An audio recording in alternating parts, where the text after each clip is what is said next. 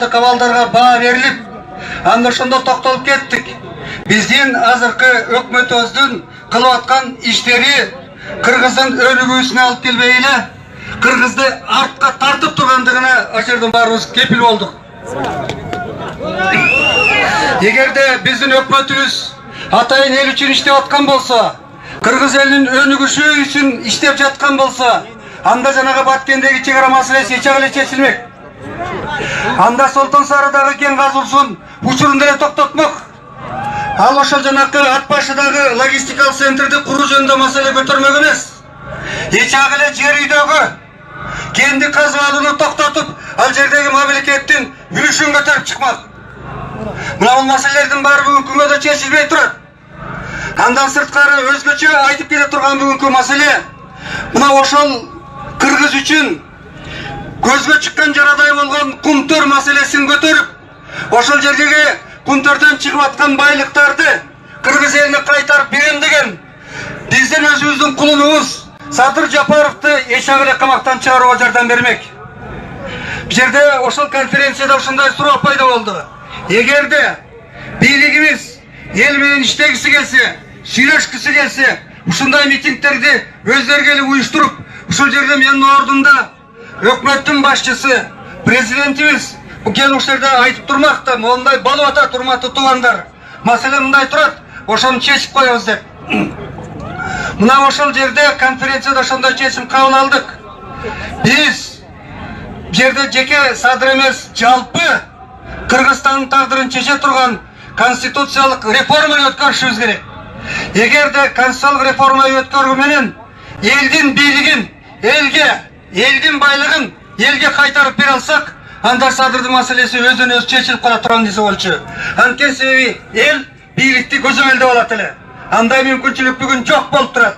Ошондуктан биздин бийлигибиз билгенин кылып жатат. Анан эми Садыр жөнүндө айтканда ошондо айттык биз. Болуптур.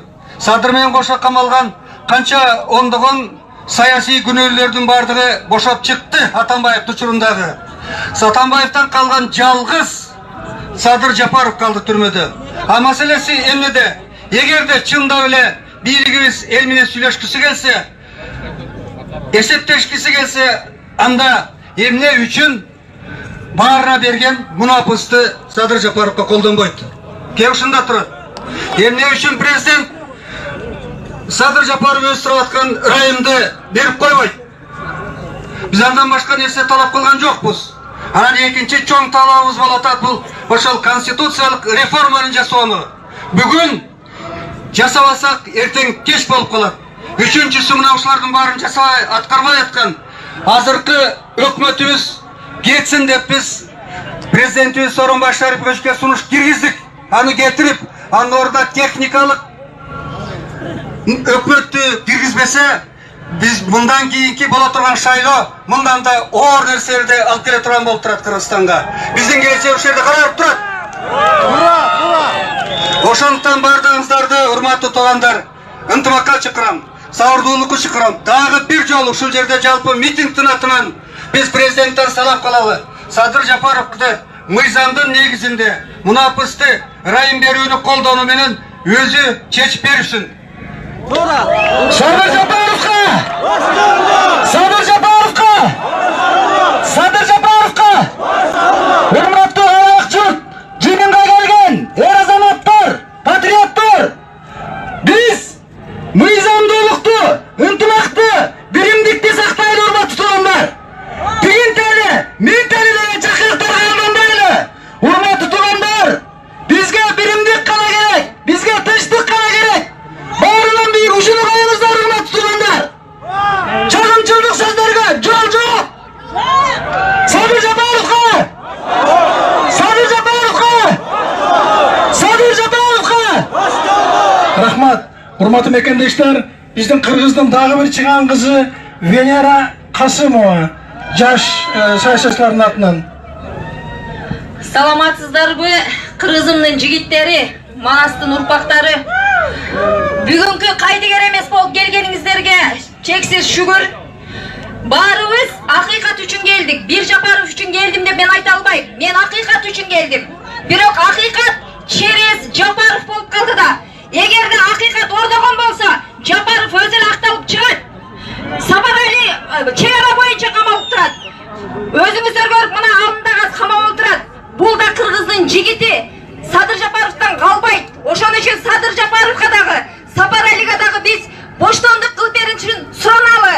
Садыр Жапаровго боштондук. Сапаралиге боштондук.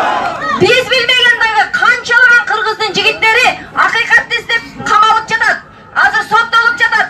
Кызым болуп дагы кармалып жатат. Биз билбеген. Ошол балдарга дагы акыйкат орносун дейли. Дагы айтар нерсем, өзүбүздүн мына Кыргызстандын системасын көрүп отурасыздар.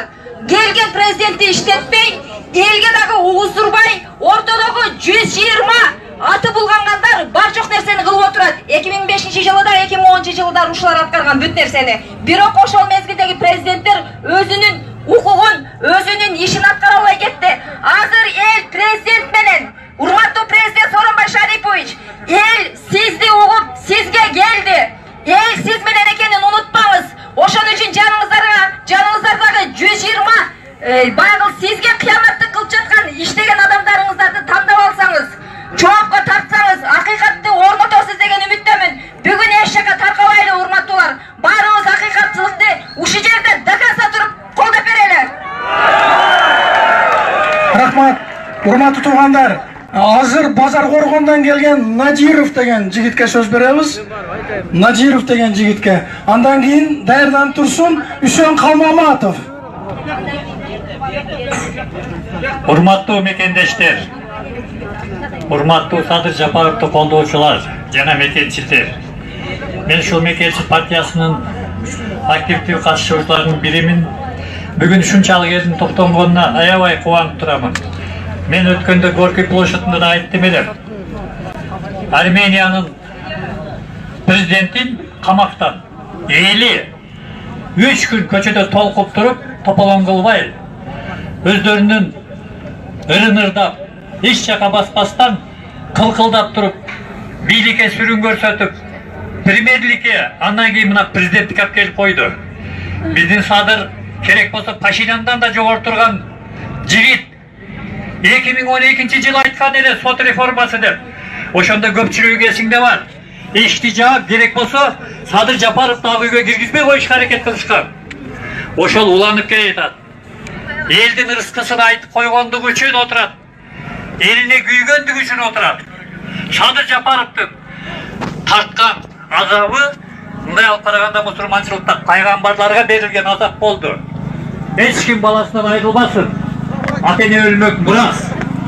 Бирок ошо баласын кокустук деди. Ошол айдоочуну кечти. Доом жок деп. Мага кызык. Ошо бала ушул жерде экен. Исламда айтат. Адамга жакшылык кыл. Аны Алладан тиле деп. Буда каласа, Садыр ак эйлет бирок сынбайт. Мен айтар элем урматтуу президентибиз Сооронбай Шариповго. Мен Натay Жалал Абадтан келдим. Мен ушу акыйкаттыкты билгим келди. Биздин жашыбыз 65ке чыгып кетти. Эми мындан кийин балдардын жаркын жашоосу болсо дагы жок дегенде ушул жакка оңосо. Урматтуу президент, эгерде чыныгы элдин президенти болом десеңиз, сизге бир аябай сонун шанс турат. Садыр Жапаровду боштондукка актап чыгарып койгонуңуз бул сиздин элдин дагы бир жолу ишеничине киргендигиңиз болот. Ушуну билип алыңыз. Эл эми бул жолунан кайтпайт. Ошондуктан мамлекетибизде тынччылык болсун. Мамлекетибизде тополоң болбосун. Элдин эңсеген кулуну Садыр Жапаровду боштондукка чыгарышыңызды мен дагы элдин атынан суранып кетемин. Чолпонбай деп Насихпор дүйнө жүз айтат. Юропко бою тыштаган 20 жаштагы бала. Аны эч ким түртүп берген эмес. Кыргыздан чыккан жигит артынан келеткан солдаттарды кырылып атканын көрүп туруп, өзүнүн жанын кыйган. Мына азыркы тийликтин мезгилинде ошол Чолпонбай бизде Садыр Жапаровго боштондук. Садыр Жапаровго боштондук. Рахмат.